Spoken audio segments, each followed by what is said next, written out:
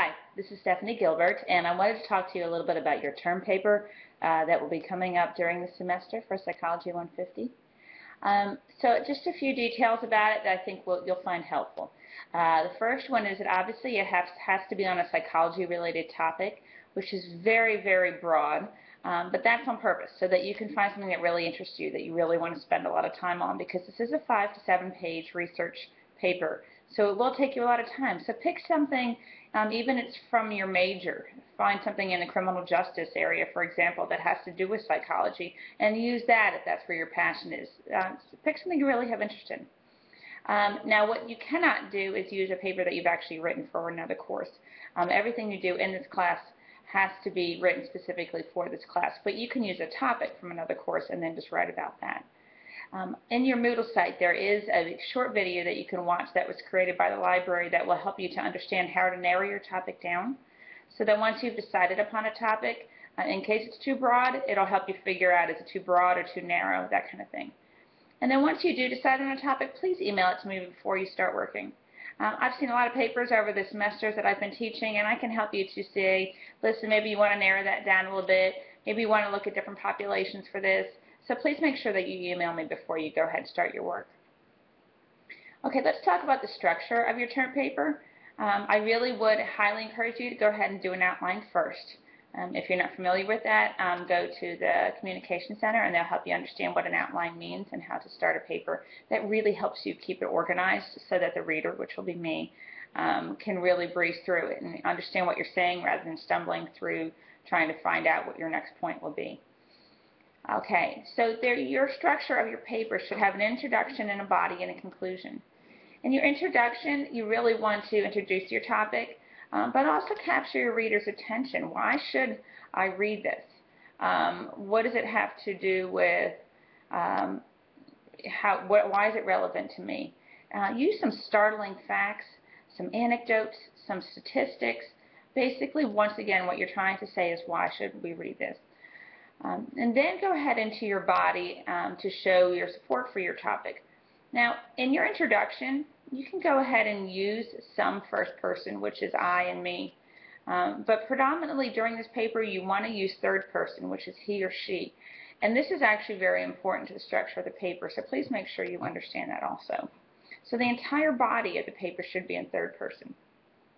Your conclusion can also be, and some of it in first person, which means, maybe sharing a personal story or a personal opinion. And your conclusion, because the conclusion is not necessarily a summary of your paper as much it is explaining, well, what does this paper have to do with future directions? Why do we care about this as far as next steps?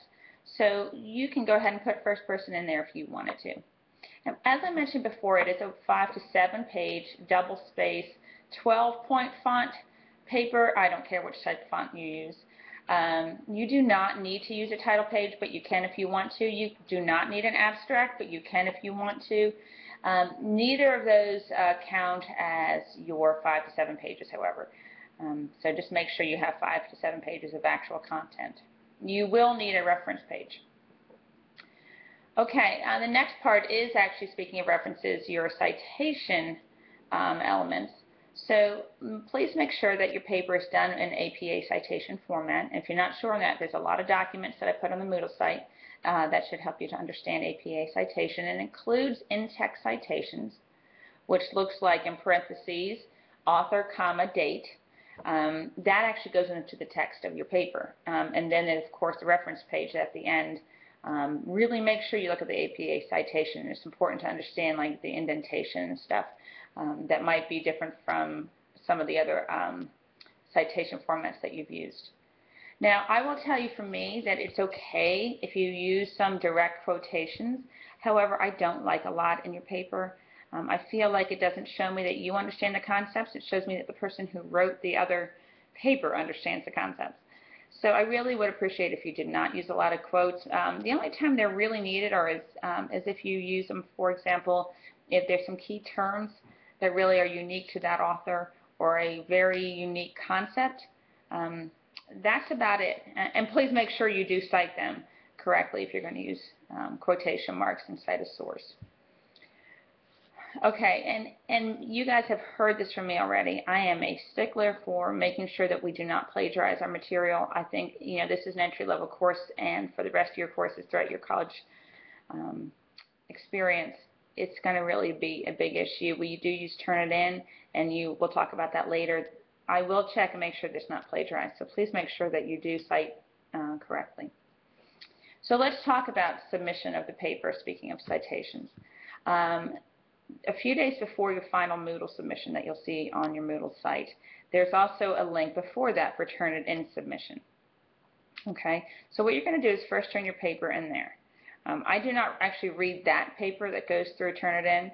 I do look at what the percentages are to make sure that it is not something that is cited. But this is for you to turn it in. Now, if your similarity or originality report, you're going to get results in a few minutes, and it'll say that your percentage, for example, is 15%. That's fine. As long as it's under 25%, I'm fine with that. That means that only 15 to 25% of your paper was taken directly from another source. I'd actually like it as low as possible, to be honest with you. But I'm saying 25%. If it shows 50 to 75% or to 100%, that tells me that you took it from another source directly. But the reason I have this part due a few days before the regular assignment is I would like you to go back in and fix it. Go ahead and make it your own words. So read the material and then put the material aside that you just read from another source and then write it in your own words and make sure you cite that quotation. Okay, if you want to know what the breakdown is on that percentage on the originality report, simply click on the percentage and it'll show you the report, and it actually highlights exactly what you took from the other sources so you can see what it is before you go ahead and make the changes.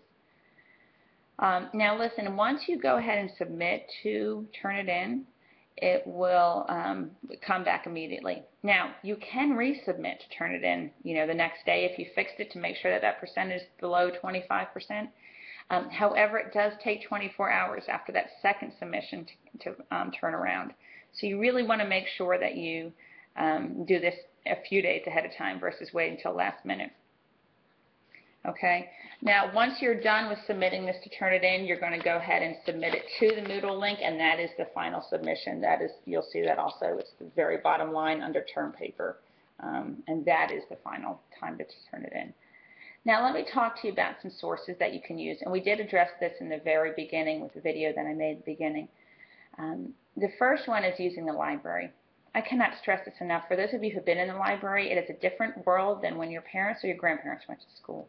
There are not many books in the library, and many of you will be happy to know that. There are a lot of online resources, and librarians help you to understand those resources. All throughout this class, you've heard me send notes to you and videos about please don't use ask.com or Wiki. Any of these are blogs that are not reliable psychology sources. They can help you in the library with that. There's also a link that the library has created that I put on your site, on your Moodle page, that you can go ahead and use that will help direct you to good, reliable, and valid research options. But please talk to the folks in the library about this. Another great source is the Communication Center, and you'll see from my description on my Moodle site that I explain that if you use the Communication Center, I will give you 5 points on the top of your paper, which is just great for you. But it's also great because I want you to start using the Communication Center. So you can go online or in person. They, of course, prefer in person. But basically, you take your draft, or you can do before this, into that Communication Center. They know our assignment. I have talked to them. They even know the due date. They know how it all works. They know my expectations. I've sent them papers that I think were good papers.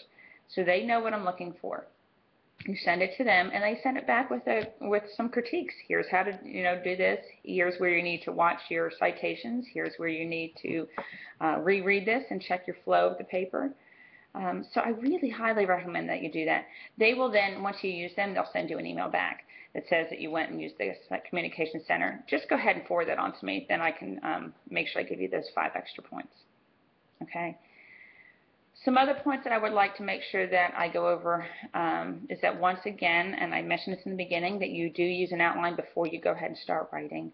It makes a huge difference whether I can follow the flow of your paper. A lot of times in psychology papers specifically, we just kind of tend to ramble because it's an opinionated subject, but I really do need to be able to follow it, so please use an outline. And the other thing I can't stress enough is please, before you submit it to me, have somebody else proofread it. Have your 12-year-old proofread it for all I care. It doesn't matter. Someone else who can give you an objective opinion. And this is nothing the Communication Center can do. You can use them as your proofreaders, but please make sure that you proofread your paper. I think you'll find you get a lot out of this paper. I certainly enjoy reading them every time. Find a great, exciting topic to use, something that you might find different. I really would prefer that you do not use topics such as bipolar disorder or schizophrenia, because I've read so many papers on those. Find something out of the ordinary. Look at sports topics. See what you can find. Okay? Thanks and good luck. Send me an email if you have any questions.